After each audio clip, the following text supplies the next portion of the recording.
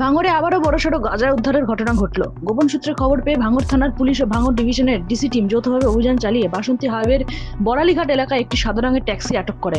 তল্লাশি চালিয়েছে ট্যাক্সি থেকে উদ্ধার হয় 4টি ব্যাগ ভর্তি বিপুল পরিমাণ গাঁজা।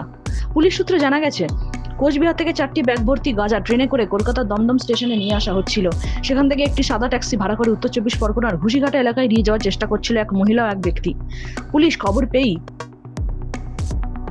ভাঙড় ডিসির পুলিশ টিম ও ভাঙড় থানার পুলিশ যৌথভাবে সেখানে ট্যাক্সিটিকে থামিয়ে তল্লাশি চালায়। তল্লাশিতে 4টি ব্যাগ ভর্তি বিপুল পরিমাণ গাঁজা পাওয়া যায়। এই ঘটনায় ট্যাক্সি চালক সহ মোট 3 জনকে আটক করা হয় এবং ট্যাক্সিটিও থানায় নিয়ে যাওয়া হয়েছে। পুরো বিষয়টি তদন্ত করছে ভাঙড় থানার পুলিশ।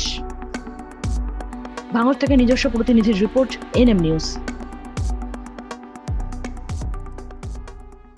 আরও খবরের আপডেট পেতে সাবস্ক্রাইব করুন আমাদের ইউটিউব চ্যানেলটি আর বেল আইকনে ক্লিক করুন নোটিফিকেশনস পেতে।